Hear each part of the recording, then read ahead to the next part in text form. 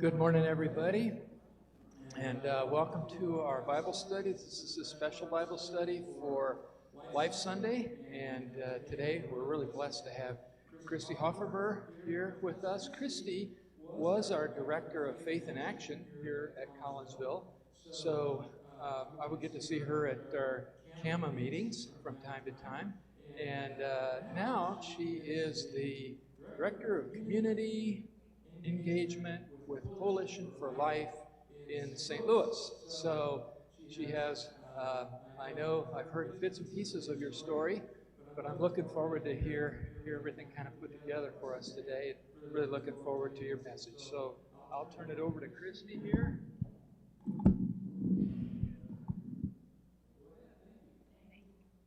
Can you all hear me okay? All right. I was telling Pastor that I took a tumble last night, so I'm going to sit. It's probably a little bit easier on my knees. So thank you all for having me here. Thank you all for coming out this morning to hear my message. And I'm very grateful to be here again. I love coming back to this area. I'm actually from Southern Illinois, so it's nice to be close to home. And I got to know a lot of the community. I served at Faith in Action for almost 5 years. So it was a great opportunity to get to know the community and Collinsville very well. So I appreciate the opportunity to do this morning. So I want to share with you my story, my pro-life message, and also share a little bit with you of how I got where I am right now at Coalition for Life St. Louis. My journey started out in 2008, and at that time, my husband and pastor, we were taking mission trips, and we went to New Orleans on a mission trip. And on this trip, I saw the devastation firsthand, Hurricane Katrina. And it just, I can't even describe it adequately. Stairs going to nowhere in the middle of a field, bathtubs in the middle of the road. It was just unimaginable. And at that point in my life, I realized how quickly life can change. You know, we take things for granted every day. And I realized just how quickly my life could change.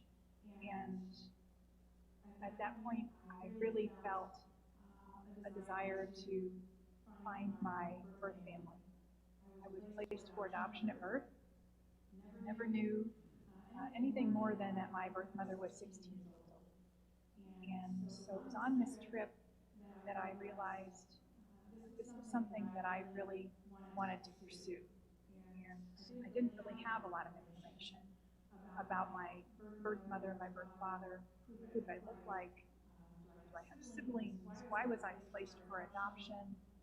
All of these questions just continually raised in my mind, and I just never felt like it was the right time to pursue those. So after attending this mission trip, I also met someone on this mission trip who was very near and dear to my heart.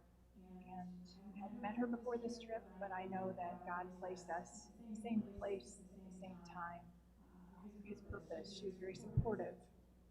We got to know each other very well on the trip, and it turns out she has adoption in her background as well. And she came home from the mission trip and really walked me through the next year, 2 years of my journey. And a huge support, and I'm very grateful for that. So we returned from the trip, and I knew I had this in my heart to search for my family. So the first thing that I did was go to the courthouse, because I knew in the state of Illinois, at the age of 18, I supposedly had the right to my adoption file. That's what I had always been told. And that was my parents' understanding as well. So that was the first thing that I did.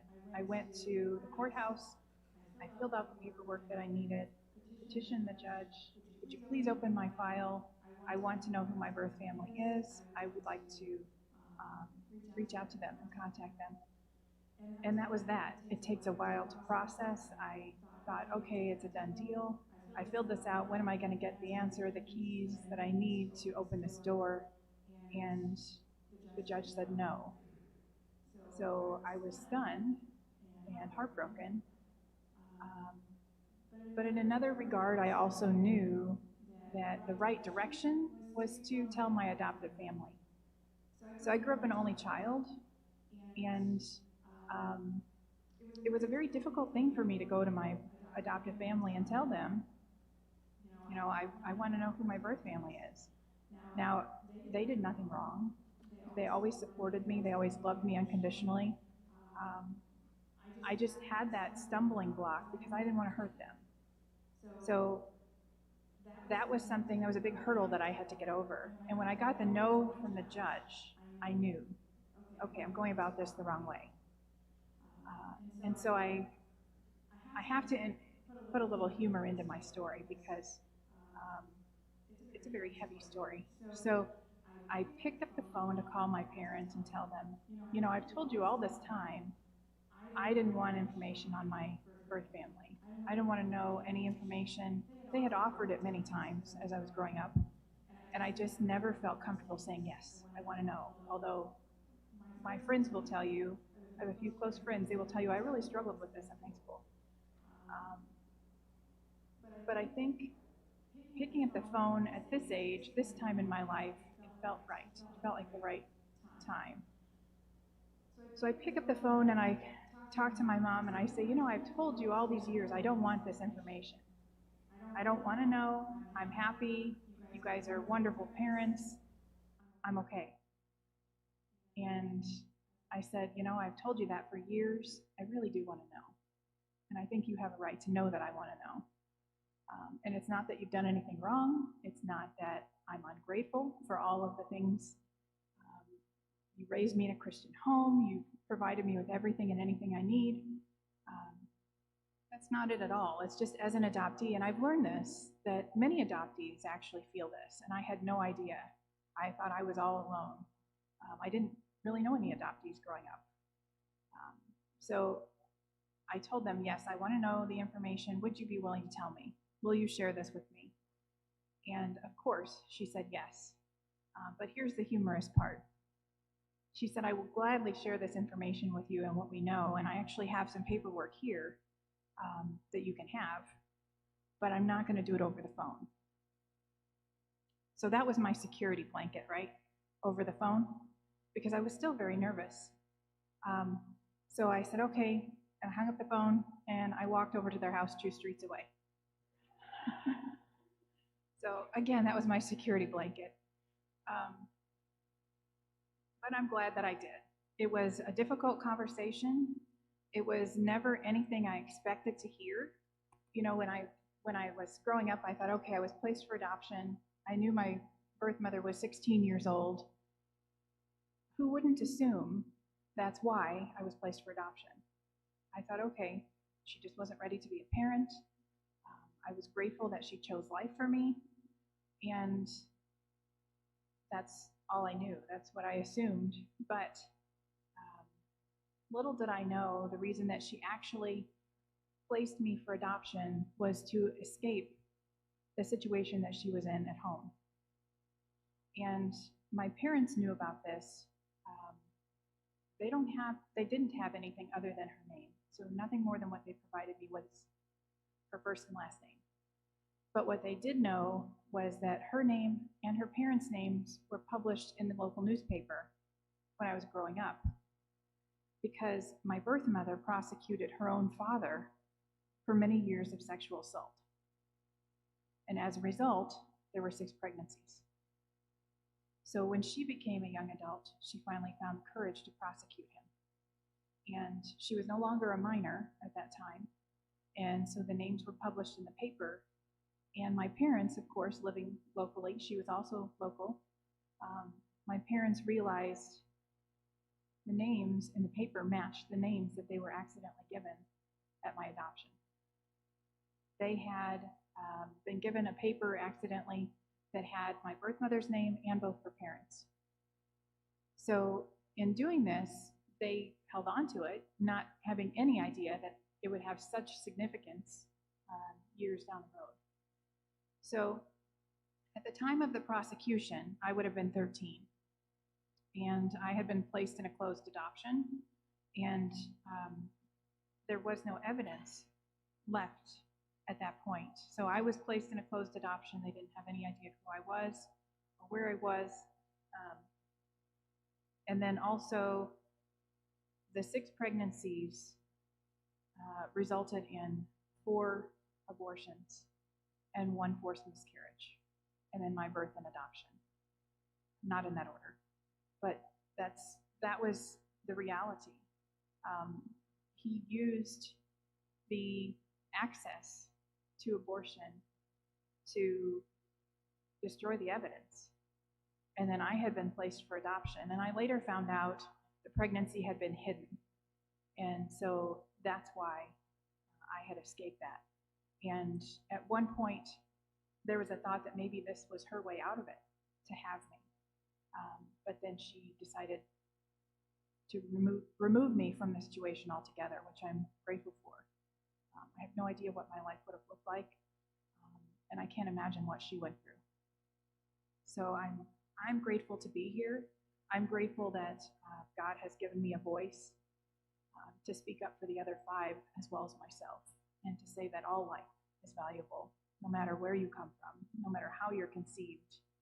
Each and every life is a blessing and a gift. And so her story continues on. She actually experienced over 20 years of abuse. And so finally finding the courage to prosecute, there was no evidence, so that was either destroyed or not accessible. And he served, I think, around 18 months for over 20 years of abuse. And I can't even imagine. I just can't imagine. And then my parents found this out by the newspaper. So can you imagine what they felt reading this? I can tell you it never changed at all. Their love for me, that never wavered. Their love for me, if nothing, it grew stronger because they knew where I had come from. They knew what my life could have been like. And never once did they change how they felt about me. Now, I mentioned that there were 4 abortions. So he actually took her locally to abort to cover up his actions, and it worked. So that's what we face today, is the reality that the access allows for this kind of behavior to happen over and over, and people don't know that it's happening. So no one knew that my birth mother was being abused. There weren't sidewalk counselors at that time to reach out to her and ask her the questions. You know, are you in a difficult situation? Do you need help? There weren't people on the inside asking questions. So she didn't have any support system. So they were just one after the other, putting her through these procedures and not asking any questions to help her find the courage to speak up and share what was going on to put an end to it. And that is part of the reason I do what I do now. And I'll share a little bit about that in a few minutes, what I'm doing here locally in the pro-life arena and why I do what I do. So ironically, growing up in this, we're both from Southern Illinois, she and I, 10 miles apart. We never knew it. 10 miles. I actually had my friends come up to me at one point and say, "Hey, I saw you at McDonald's." And I'm like, "I wasn't at McDonald's? What are you talking about?" And so we don't know. She and I look very much alike, but these were my very best friends, and they thought they saw me. It was just one of those strange occurrences. But yeah, so we grew up 10 miles apart, never knew how close we truly were. And it wasn't until I found her that I realized, you know, this is a connection that I need to have, that I'm glad that I have now with her. So I came back, let me go back to the mission trip. I came back from that trip, and I told you I had a friend with me who helped to go through the process. So she went to the courthouse with me to fill out that paperwork. She was right there when I got the no from the judge. She was there when I had to go and talk to my parents. And she was also there when I found the first picture of my birth mother. And like I said, one of the questions that I always had was, who do I look like? I look just like her. I pulled up her picture online. Thank you, social media. It's a blessing and not always a blessing. But I pulled up social media and saw her picture, and I looked just like her. There was no question in my mind where I came from at that point. I knew I was her daughter. And again, all I had a first and a last name. No middle name, no address, no location, no nothing. First and last name. But it was through that picture that I just knew who she was. And I reached out to her. I did hesitate to do this, but I reached out to her. My biggest fear in doing that was that I didn't want to raise any more trauma for her. So I knew that she had been through a lot, just given what I knew from the newspaper and the articles that I actually went to the courthouse and got copies of. And just in reading those, I knew she had been through a lot. And so I took about a week after learning that I knew her identity and who she was, and I really prayed about that and asked God, please guide me. I don't know, do I move forward with contacting her? Do I not? I don't want to bring up more trauma from her past. And I just truly felt like the right thing to do. I had come this far, I needed to keep going. And so that's what I did. And I reached out. I simply sent her an email, and I said, my name is Kristi. I think we have a connection. I would love to talk to you if you are willing. And I think I sent her my birthday because I figured she would likely remember that day. So just very minimal information. I didn't want to overwhelm her. And I honestly sent this. I had no expectation of hearing back. And I prepared myself for that because I knew I don't know how I would feel in her situation if I would want that all to be brought up again. So I just prepared myself for the no from her, but I knew that I had to take those steps. So I took those steps. I reached out to her. I sent her the email, and that was we had a huge heat wave come through and knocked out power for 2 days. So I sent this email, and I had no internet to find out. Did she email me back? Can I talk to her? So when we got our internet back, sure enough, she had emailed almost instantly. She emailed me back and said, yes, I think I know who you are. I would love to have that conversation. And immediately I called her. And that weekend, I was traveling 2 states away to go visit her. So she was very receptive. And I'm grateful that she was very receptive. And I think what I am very grateful for is how many times have you heard women say, how can I carry a child who was conceived in that manner? That's often an excuse that's used, actually, to terminate a pregnancy. How can I carry that child of that man? For her, it brought healing to meet me because she knew I was okay. It brought her healing, not more trauma. And that's always something that I like to stress because so many times I have heard women say, I cannot fathom raising this child. Adoption is a wonderful option. I'm adopted, my 2 children are adopted, and my husband is adopted. Adoption is a wonderful option. And, I've heard that time and time again. And so in my role as a sidewalk counselor at Coalition, I have the opportunity, if somebody is coming through, we stand at the gates of Planned Parenthood in Fairview Heights and in St. Louis, and I have an opportunity to say, hey, wait a minute, would you be willing to have a conversation with me? If they start to tell me that, okay, this is their situation.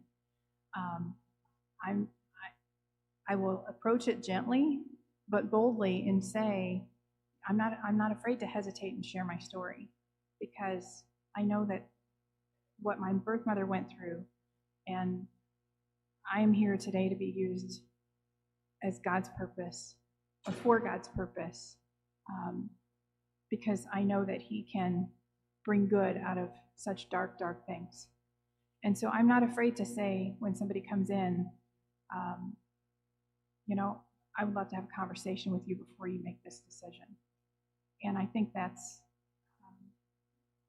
crucial, that explaining to them that my presence in my birth mother's life brought healing and not trauma to her. So, in a sense, like I mentioned, no one was outside the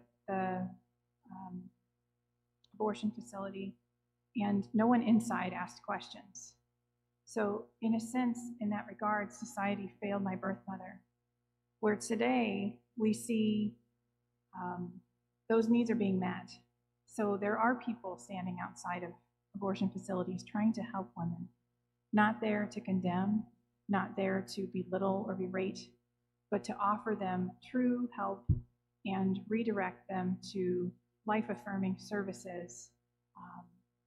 If they've already made that decision and they've already gone through with an abortion, we also have help for them too, in order to find healing and to find peace. We have several different places that offer counseling and offer ways to find that peace and that healing with that decision. We're not there to condemn them for what they've done. That's not who we are. That's not at all what we do. We're there to show them God's love. And that's why I am extremely grateful to be in the position that I'm in, because I have the ability to share Christ with those that I meet on a daily basis. We pray before and after every sidewalk shift. We can freely pray in our organization. I love it. I love being in that role and being able to freely share God's word with others and God's love. And just to also one point that I just saw in here that I didn't share, in regard to those inside of the abortion facility not asking questions, she was taken to the same facility all 4 times. So that should raise questions in that regard. So the journey that I've been on certainly took me down a path that I never, ever expected. And to say that I'm grateful to be here is an understatement. Not only am I grateful to be here in general and be alive, and grateful that my birth mother chose life for me and hid the pregnancy, but I'm very grateful that God has directed my path to where I am today. So in learning my story and learning about my birth mother, I did reunite with her. We do have a connection. I have actually another piece of that I want to share with you. But I first want to share with you, this has led me on a path I never expected to be on. So I had a career. I was in banking for 10 years. And I thought, okay, I love numbers. This is great. I just didn't feel fulfilled in that role. And in this, going through this journey, I realized God was calling me in a different direction altogether. And I went back to school. I got my master's degree in social work because I wanted to be in a better position to help women and to just be in a different environment where I can freely share the gospel or freely speak about Christ and at the same time help in the pro-life arena. So this is something that is very, very passionate for me, if you haven't already gathered that. So the other piece of my story that I wanted to share with you about adoption. So I told you I'm adopted, my husband's adopted, and both of our kiddos. So we had our son. He was adopted in 2005 So he was 3 or 4 at the time all of this took place. We expected he would be our only child. We thought, okay, this is our family. God put us together. We never, ever expected that along would come our daughter 11 years later. And so my story, when I reunited with my birth mother, I also met other biological family members. And one of those family members in 2015 came to me and said, I'm having a child. I cannot keep her. Would you and your husband be willing to adopt her? My husband wasn't there when I was asked this question. My husband was not there. But I just immediately said yes. I knew he would not say no. And of course, I took that home directly to him and said, hey, here's the situation. And we've been asked if we would be willing. So just to give you an idea of the timeline for this, I went back to school in 2011, graduated in 2015 with my master's. And this was in May of 2015. The baby was due in August of 2015. This was the beginning of May. Okay, fast forward 2 weeks. Birth mom's water breaks. Excuse me, birth mom's water breaks.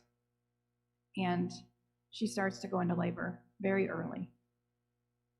They admitted her right away. She was able to hold off on delivery for 3 more weeks. And the daughter that we expected a week after my graduation actually came in the middle of summer, and she was 29 weeks. So tiny. She was born at 2 pounds, 13 ounces, and she was in the NICU for 69 days. And so as she is in the NICU, growing stronger, getting healthy, thriving, I am finishing up my master's degree very quickly. I was in the middle of an internship. Thankfully, classes were done, but I was in the middle of an internship at an adoption agency, no less. So I was finishing up my steps during the day, and then every evening, my daughter was born in Springfield. So at the time, we lived in Edwardsville. So we were driving from Edwardsville to Springfield every day to make sure that somebody was there with her. And just amazing. Very blessed to have her. Very blessed. A huge blessing for our family, and very grateful that we were thought of by my birth family to take on this responsibility. So just another piece of my story that I want to share.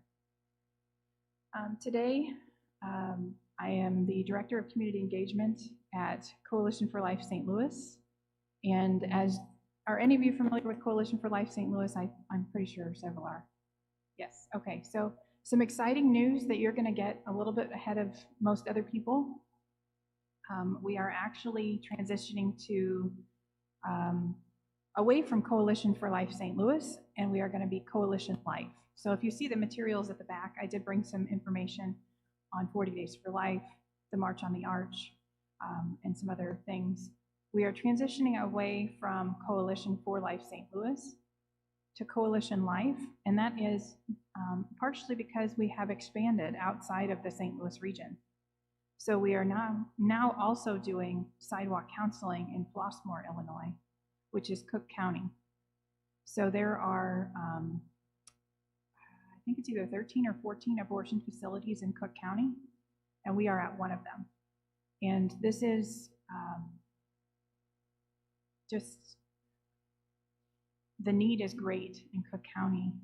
And we have started doing counseling there 2 months ago, and we have a great support system building. So with that, we didn't want to just restrict to St. Louis, because we are branching out further than St. Louis. We have St. Louis, Fairview Heights, and Flossmoor.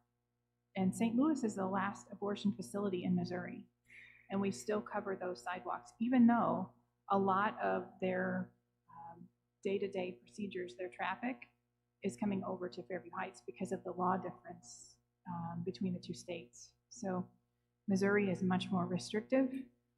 As we know, Illinois is not. So we're seeing a lot of that traffic come over to Fairview Heights. So we have 40 Days for Life campaigns at now all 3 locations.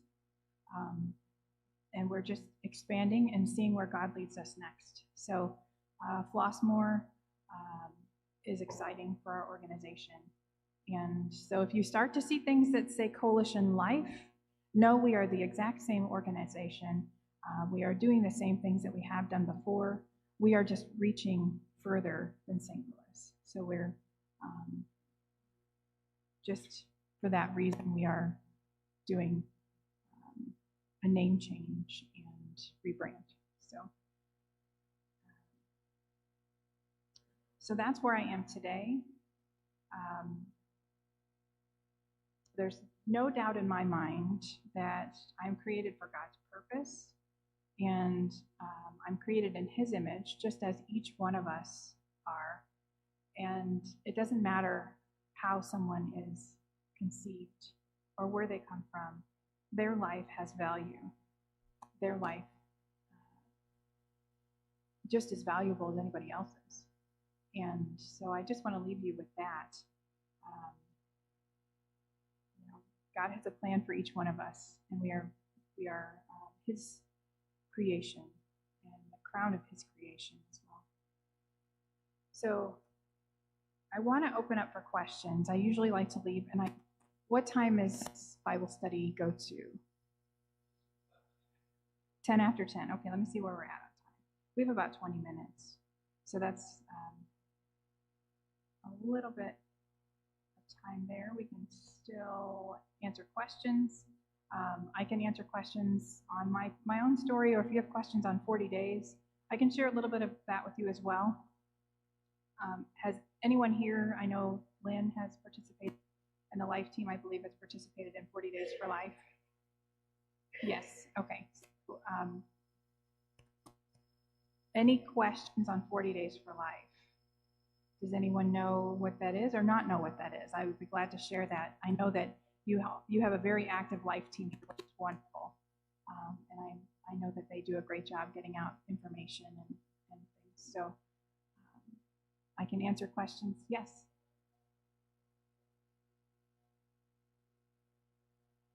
Yes. Absolutely. So the question was the importance of prayer, the power of prayer. So one of the things that we notice is if people are outside praying at an abortion facility, then we are seeing fewer abortions at that facility during that time. So the presence of people there praying and the power of prayer, we have a quick story that I will tell you. We have 2 volunteers who didn't know each other at the time, and they were both standing outside of the Fairview Heights abortion facility, and they just saw these cars coming in, and they weren't receptive at the gate to talking to our counselors, and the 2 people who were there just decided to kneel and pray. And they tried to reach out to the people who were coming in without success, but they knelt down and they prayed. And little did they know that action, the people who were going in saw them doing this. And when they came out, they actually came to the fence to the two volunteers who were there and told them, "We saw that you were praying. We went inside and we just couldn't do it. And we're choosing life." It's just very, very powerful to see, whether it be one person or a group of 50. We have busloads of students and groups who will come actually from a few hours away and pray at the facility. And just for the people who are going in to see that, I think it can be life-changing and it can save lives. But the power of prayer, we all know that God hears our prayers. And the power of prayer is what is needed in what we're dealing with, because we know that it is a good versus evil. And the power of prayer is certainly significant in that regard. Any other questions on 40 days? Or if you have questions about my story, I'm an open book. I will be glad to answer. I certainly ask if you have a question, I would be glad to answer. Yes.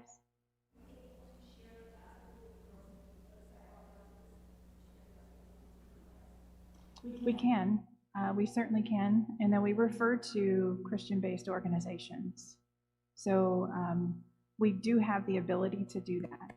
We certainly don't immediately when they come in, because sometimes that can be taken as condemning, and that's not what we want to do. But yes, we certainly can. If they're willing to talk to us, then we will gladly share with them. Absolutely. Yes. Any more questions? Yeah, Pastor. Is your father still living? Is there any, have you followed up on that? Good question. So my birth father is not living. I met my birth mother in 2008, and I want to say he passed away in 2016. No, it was before then, 2012. And so I never did meet him. I spoke to him over the phone one time. It was a three-way phone call between my birth mother, him, and myself. And it was just simply to tell him, I'm not here to cause you any grief. I am here for her. I am here to support her. He didn't have a desire to meet me, and I really didn't have a desire to meet him.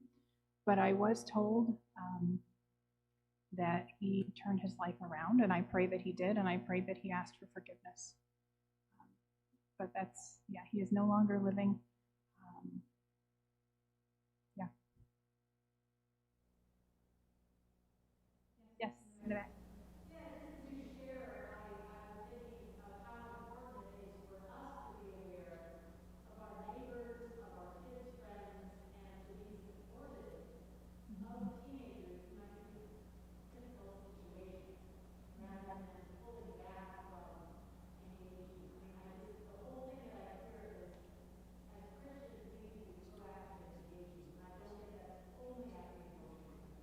Right.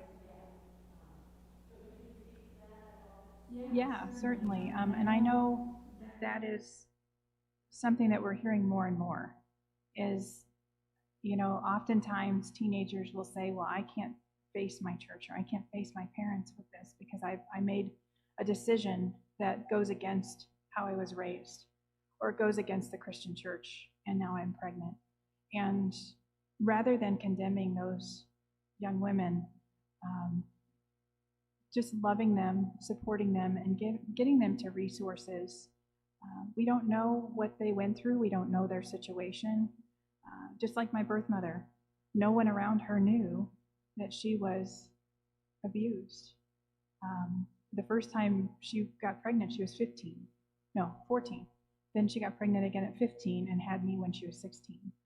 And then the 4 following were abortions. And so we don't know the situation, but even still, we're there to show God's love and to,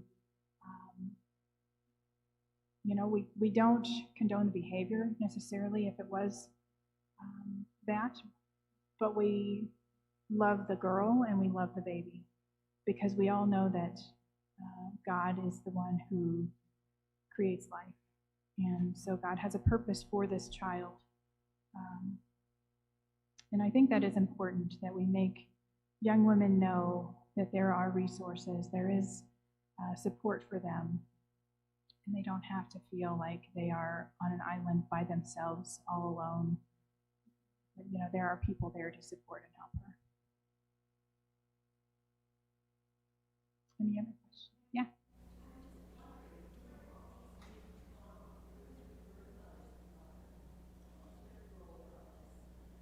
In denial. Yeah. So she, when the prosecution happened, did not believe and turned on my birth mother. So she did not have the support system she needed and therefore was isolated from the family. So it's very sad. But yeah, she tried to confide in her mom, and her mom didn't believe her. I saw another hand. Yes.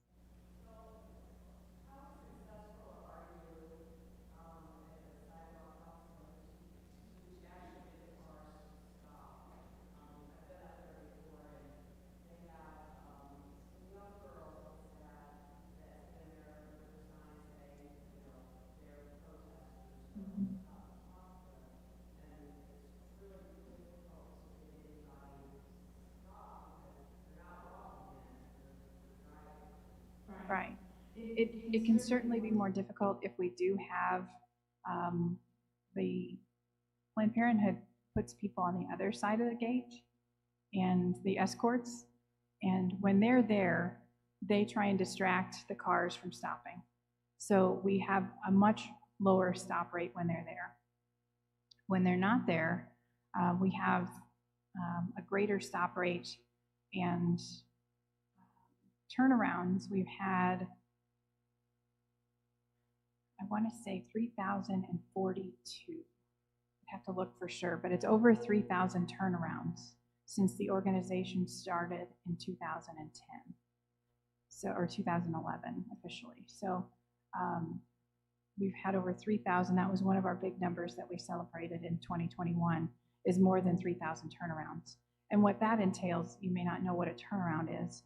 If we're at the gate and we are the ones that were in the orange vests and trying to get them to stop for us, and we're handing them a pamphlet of information.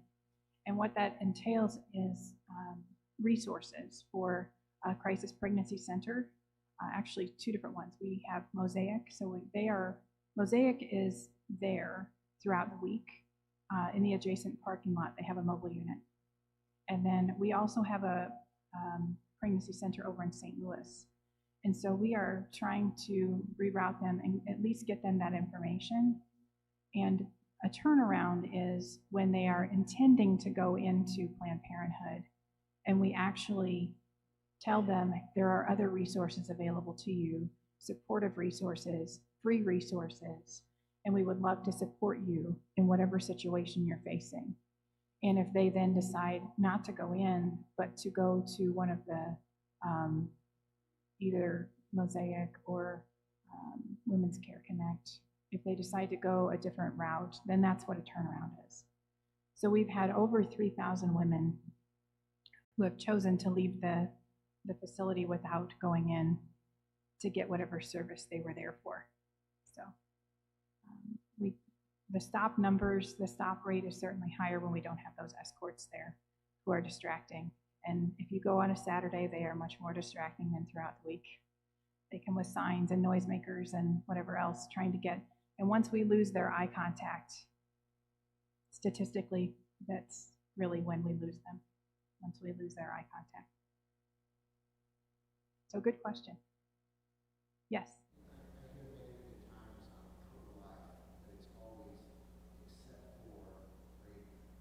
Mm-hmm. Yeah.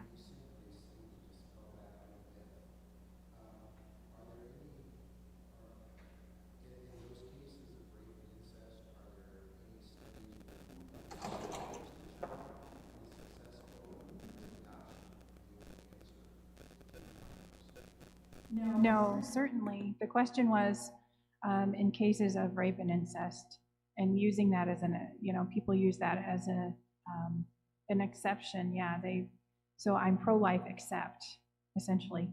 And the question was, are there success stories of women who have kept their child in these situations? And yes, I have gotten to know so many people throughout my journey and different organizations. There are actually several organizations out there now that will talk about these topics.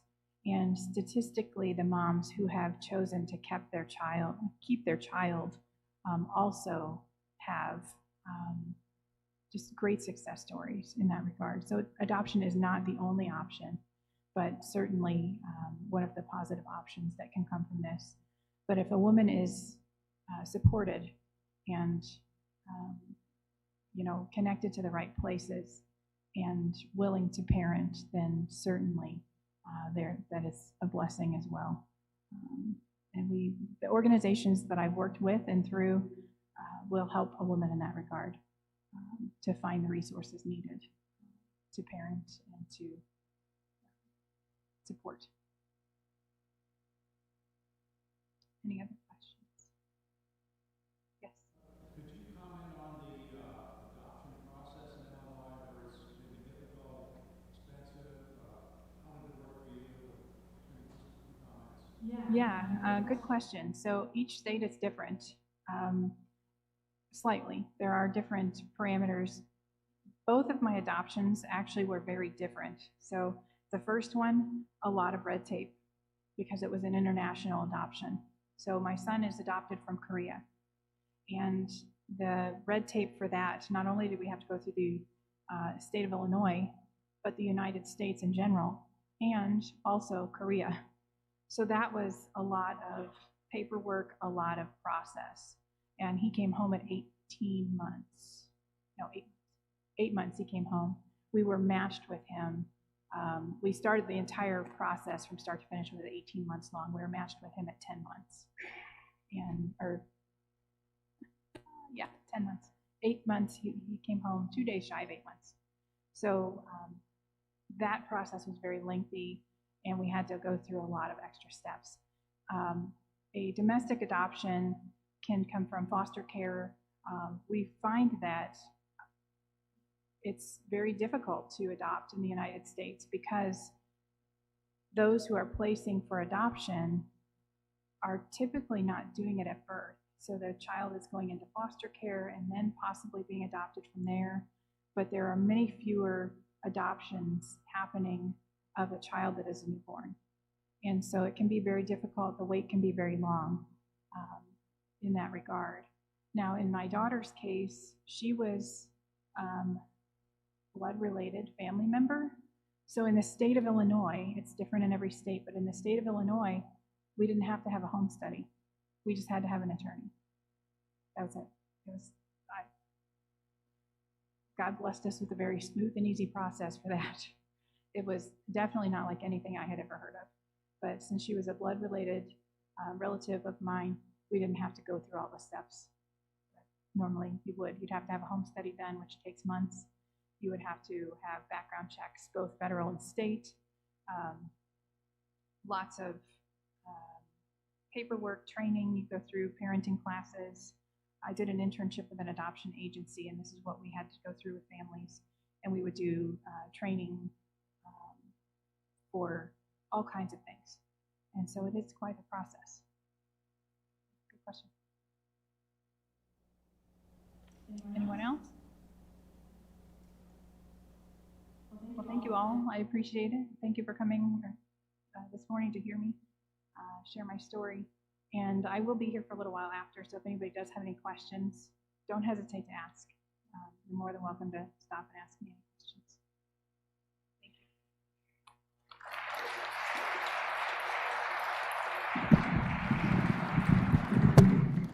you. Thanks so much, Kristi. That was wonderful to hear. And there is a table with some resources in the back, so you might want to check that out. Let's close with a prayer. Well, Lord, thank you for the gift of life. And this day in our church and many churches throughout the world, we are giving thanks for that. Also seeking your help and wisdom in order that we might be part of protecting life and saving life. And grant your blessings to all organizations that do that, Coalition Life, all Mosaic, and many others. We ask your blessings on their labors. And all of these things we ask in Jesus' name. Amen.